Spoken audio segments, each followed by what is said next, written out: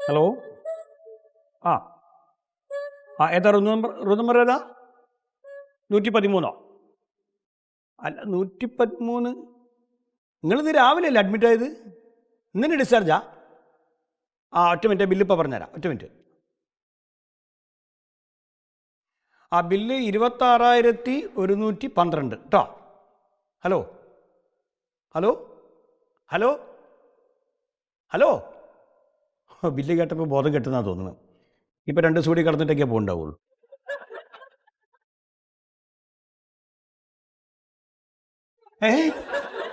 ആരാ? എന്താ? മരുന്ന് കൊടുക്കുന്ന സ്ഥലം ഏത് സാറേ? മരുന്ന് കൊടുക്കുന്ന സ്ഥലം ഇതിനുള്ളിലേക്കാണ് നോക്കല്. അല്ല സാറേ, മരുന്ന് കൊടുക്കുന്ന സ്ഥലം ഇവിടുന്ന് ഇടത്തോട്ട് പോവാ. ഇവിടുന്ന് ഇടത്തോട്ട് പോയാൽ ഫാർമസി എയറോ കൊടുത്തിട്ടുണ്ട് അങ്ങോട്ട്. ആർക്കോ കൊടുത്താൽ മതിയാ? ആർക്കോ കൊടുക്കാനല്ല, ഏരോ കൊടുത്തിട്ടുണ്ട്.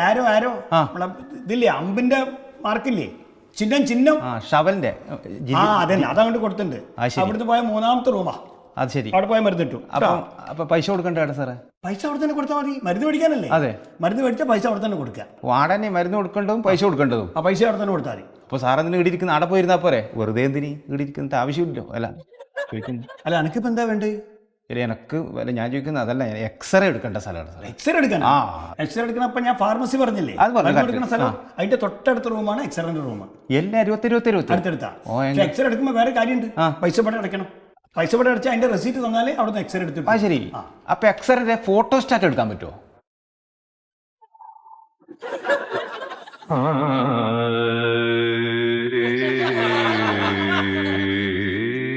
എടുത്തു കഴിഞ്ഞിട്ട് അതിന്റെ എക്സ്റേന്റെ ഫോട്ടോസ്റ്റാറ്റോ?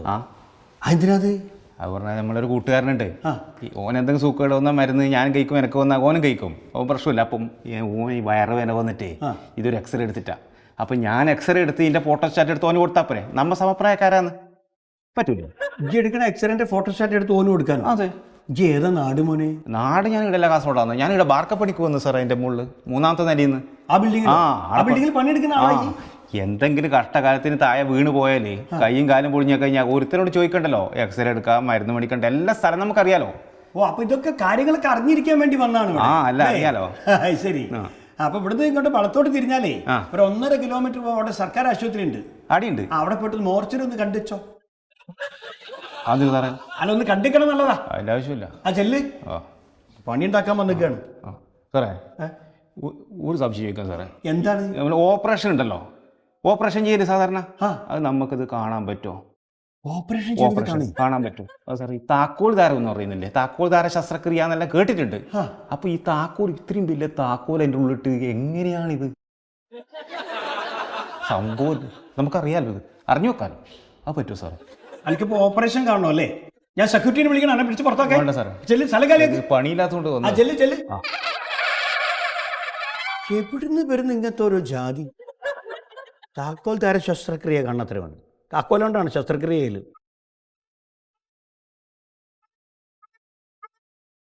ഈ മൊയ്തു സാറ്? ഈ മൊയ്തു അല്ല, എം മൊയ്തു. ഞാനാണ്. എന്റെ കാര്യം? ഞാനൊരു രോഗിയുടെ കൂടെ നിൽക്കുന്ന ആളാണ്. സാർ എന്നെ അന്വേഷിച്ചെന്ന് സിസ്റ്റർ പറഞ്ഞു. അത് നിങ്ങളാണല്ലേ? അല്ല മനുഷ്യ, ഒരു മരുന്ന് മേടിച്ചു കഴിഞ്ഞാൽ 400 രൂപേൻ്റെ മരുന്ന് മേടിച്ചിട്ട് 500 രൂപ തന്നാ ബാക്കി 100 രൂപ മേടിക്കാണ്ട് അങ്ങോട്ട് പോവുക. ഇതാ പിടിച്ചോളി. അല്ല, ഞാൻ മരുന്ന് മേടിച്ചിട്ടില്ല. പിന്നെ മാധുരി സിസ്റ്റർ പറഞ്ഞല്ലോ.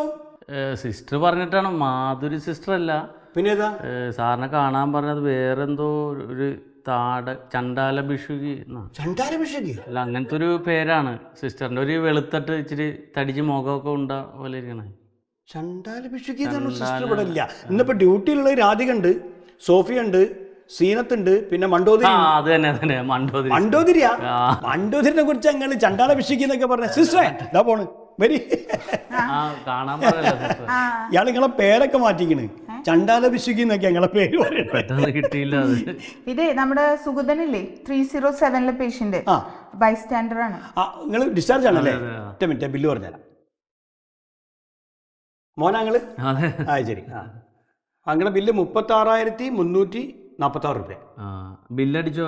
ഇൻഷുറൻസ് ഉള്ളതാണ്. അത് ചെറിയൊരു വിഷയമുണ്ട്.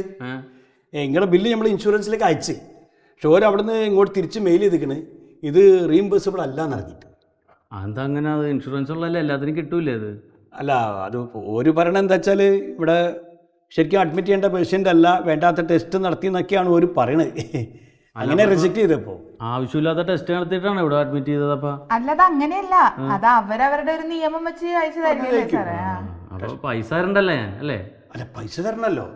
പൈസ ഇപ്പോൾ ഒരു തരുന്നില്ലെങ്കിൽ നിങ്ങൾ തരണല്ലോ, ബൈ ക്യാഷ് ആയിട്ട് നിങ്ങൾ തരണം. പൈസ ഞാൻ തരൂല. ഇൻഷുറൻസ് ഉണ്ടെന്ന് പറഞ്ഞിട്ടല്ലേ എല്ലാ ടെസ്റ്റും നടത്തിയത്. ആവശ്യമില്ലാതേക്കാ. ഞാൻ പറഞ്ഞല്ലേ അപ്പം തന്നെ ഒന്നും വേണ്ടാന്ന്. അല്ല, പൈസ നിങ്ങൾ തരില്ല എന്ന് പറഞ്ഞാൽ പൈസ ഒന്നുമില്ലെങ്കിൽ അച്ഛനെ കൊണ്ടുപോകാൻ പറ്റൂല. ശരി, അപ്പം അച്ഛനെ ഇവിടെ താമസിപ്പിക്കുമോ? അച്ഛൻ ഇവിടെ നിന്നോളൂ. അപ്പോൾ ഭക്ഷണമൊക്കെ കൊടുത്തോളൂ അല്ലേ? ഭക്ഷണം കൊടുക്കണ്ടാവൂല. അയ്യോ, അപ്പോൾ ഭക്ഷണമൊക്കെ കൊടുക്കാതിരുന്ന അച്ഛൻ പട്ടിണി കിടന്ന് മരിച്ചു പോകില്ലേ? ചത്തു, ഉറപ്പാണ്. അപ്പോൾ ബോഡി ഇവിടെ തന്നെ അങ്ങനെ സംസ്കരിക്കുമോ? എന്തൊക്കെ തമാശ മോൻ ചോദിക്കണേ. സംസ്കരിക്കൂല. അങ്ങനെ ആരും കൊണ്ടുപോകാത്ത ബോഡി ഞങ്ങൾ ഇവിടുത്തെ കുട്ടികൾക്ക് പഠിക്കാൻ കൊടുക്കല, മെഡിക്കൽ കോളേജ് കുട്ടിയൊക്കെ അങ്ങനെ ചെയ്യാം. വെറുതെ ഒന്നുമില്ലാത്ത അച്ഛനെ അതും ഇതും പറഞ്ഞ് ടെസ്റ്റ് ചെയ്തിട്ട് പൈസ അടക്കണമെന്നാ? എല്ലാത്തിനും ഞാൻ പൂട്ടിക്കും. ഞാൻ ഇൻഷുറൻസ് കമ്പനീനെ, ഹോസ്പിറ്റലിനെ. എന്താ നീയൊക്കെ വിചാരിച്ചത്? പൈസ ഞാൻ തരില്ല ഇവിടെ നിന്ന്. അച്ഛനെ കൊണ്ടുപോകാൻ പറ്റുമെന്ന് ഞാൻ നോക്കട്ടെ. അല്ല, അതങ്ങനെയാണല്ലോ, ഡിസ്ചാർജ് ചെയ്യണതിന് മുമ്പ് പൈസ കൊടുക്കണമെന്നാണല്ലോ. കളിക്കല്ലേ നിങ്ങൾ, കളിക്കല്ലേ. ഇത് നിങ്ങൾ തമ്മിലുള്ള കരാറാണ്. ഞങ്ങളിവിടുത്തെ ജീവനക്കാർ മാത്രമാണ്. വന്ന് പെട്ടുപോയില്ലേ? പൈസ ഞാനിപ്പോൾ തരാം, പക്ഷെ എല്ലാത്തിനെയും ഞാൻ തൂക്കും. ഞാൻ ഇത് വെറുതെ ഇവിടെ ഒന്നും നിങ്ങൾ നോക്കണ്ട. എന്നാ കാർഡ് തരാം, ബില്ലടച്ചോ. വെറുതെ അങ്ങനെ പോകുന്ന ഓർക്കണ്ട കേട്ടാ. വെറുതെ ഒരു സംശയമായിട്ട് വന്ന അച്ഛനെ അതും ഇതും ഒക്കെ പറഞ്ഞ് സ്കാൻ ചെയ്ത് ഒരാഴ്ചയൊക്കെ എടുത്തിട്ട് പിന്നെ എടുത്തോ.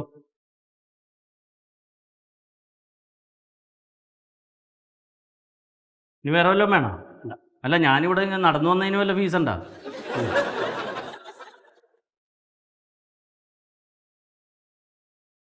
കഷ്ടം.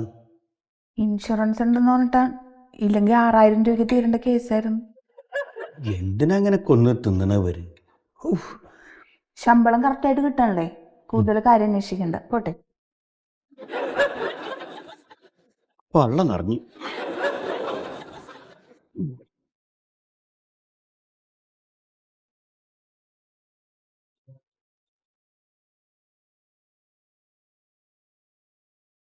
ഹലോ, ആരാണ്? അതെ, ജംബുരുകം ഇൻഷുറൻസ് കമ്പനിയാണ്. എന്താണ് കാര്യം? പറയും. ഓ ശരി. നിങ്ങളുടെ നമ്പർ എന്താണ്? പോളിസി നമ്പർ പറയും. രാജൻപിള്ള അല്ലേ? അതെ, ഇതിപ്പോൾ നിങ്ങളുടെ പ്രശ്നം എന്താ അറിയോ? ഇങ്ങനെയുള്ള അസുഖങ്ങൾക്കൊന്നും റീഇംബേഴ്സ്മെൻറ്റ് തരാൻ പറ്റില്ല. നിങ്ങളുടെ ക്ലെയിം ശരിക്കും പറഞ്ഞാൽ റിജക്റ്റ് ചെയ്തിരിക്കുകയാണ്.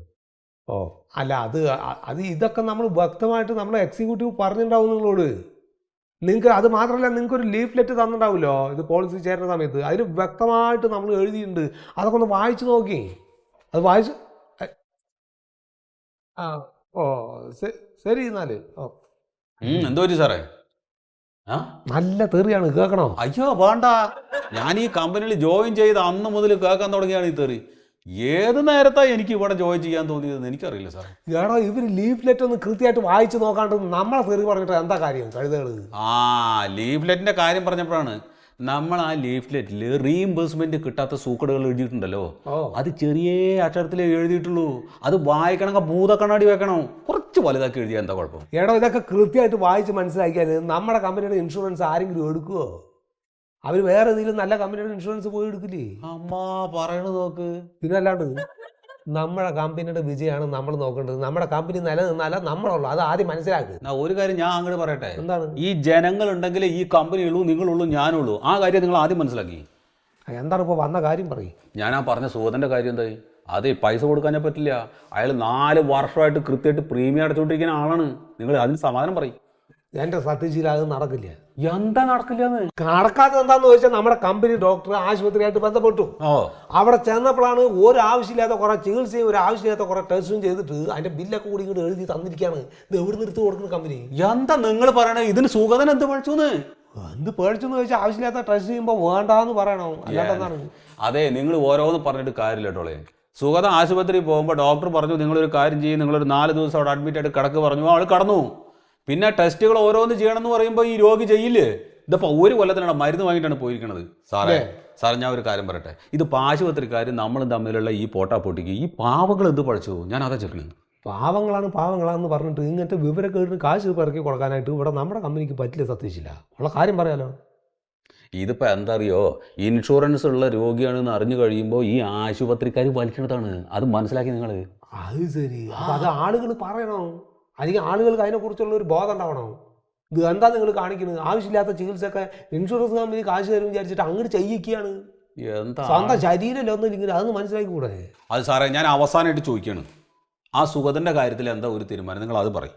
എൻ്റെ സത്യശീല ഒരു സ്വൈരം താഴെ എന്തൊരു കഷ്ടമാണ്. ഇത് എത്ര അയാളുടെ ബില്ല്? അയാളുടെ ബില്ല് 36,000 രൂപ എല്ലാം കൊടുത്തതാണല്ലോ ഇവിടെ. 36 പോയത് പോയി. 30 പോട്ടെ, ബാക്കി 6,000 കൊടുക്കാം. 30 എവിടേക്ക് പോണ്? 30 എവിടേക്കും പോയിട്ടില്ല. നിങ്ങളൊരു കാര്യം ചെയ്യും, 6,000 പറഞ്ഞോളി, ബാക്കി ആ 30 കൊടുക്കി. എന്താ അയാൾ പറയുന്നത്? എന്താ തനിക്ക് ഇത്ര വിവരമില്ല? തനിക്ക് ഓരോ കാര്യം പറഞ്ഞാൽ അങ്ങോട്ടും വേണ്ട ഒരു 8,000 കൊടുക്കാം. അയാളോട് ഇവിടെ വന്നിട്ട് ഒരു അപേക്ഷ എഴുതി തരാൻ പറയും. ഇനി ഇവിടുത്തെ ഈ 8 ഉറുപ്പ്യക്ക് വേണ്ടിയിട്ട് അയാൾ ഇവിടെ വന്നിട്ട് നമ്മളുടെ കാല് പിടിക്കണമെന്ന് എന്താ നിങ്ങൾ പറയണത്? അത് നടക്കില്ല. നിങ്ങളുടെ ഐഡിയ എനിക്ക് മനസ്സിലായി. ഈ 8,000 ഉറുപ്പ്യക്ക് വേണ്ടിയിട്ട് സുഖത ഇവിടെ വന്നിട്ട് അപേക്ഷ തന്നില്ല എന്ന് വിചാരിക്കും. അപ്പോൾ ആ പൈസയും കൂടെ നമ്മുടെ കറക്ക് കമ്പനിക്ക് ഇരിക്കട്ടെ. കറക്ക് കമ്പനിയാ? അല്ലാണ്ട് പിന്നെ നമ്മൾ ജനത്തിനായിട്ട് കറക്കിക്കൊണ്ടേ ഇരിക്കുകയല്ലേ. ഇനി ജനങ്ങളൊക്കെ പാടെ കൂടിയിട്ട് കമ്പനിയിൽ നിന്ന് ഒരു കറക്കലുണ്ടാവും. എങ്ങനെ കറക്കും? എങ്ങനെ കറക്കുമെന്ന് ചോദിച്ചു കഴിഞ്ഞാൽ നമ്മുടെ പോളിസിന് ജനങ്ങൾ എടുക്കില്ല തീരുമാനിക്കും. കമ്പനി പൊളിഞ്ഞില്ലേ? അതെ, ഒരുപാട് നല്ല നല്ല ഇൻഷുറൻസ് കമ്പനികളുള്ള നാടാണിത്. അവരുടെ ഇടയിലൊക്കെ പിടിച്ചു നിൽക്കണമെങ്കിൽ ഒന്നും മാറി ചിന്തിച്ചോളൂ നിങ്ങൾ. വല്ല ആശുപത്രിയും തുടങ്ങിയാൽ മതിയാണ്. മറിമായത്തിന്റെ ആരംഭം മുതൽ ഇതുവരെയുള്ള എല്ലാ എപ്പിസോഡുകളും നിങ്ങൾക്ക് മനോരമ മാക്സിലൂടെ ഫ്രീ ആയിട്ട് കാണാം. അപ്പോൾ കാണാൻ മറക്കണ്ട. ചിരിക്കാം, ചിന്തിക്കാം. മറിമായം.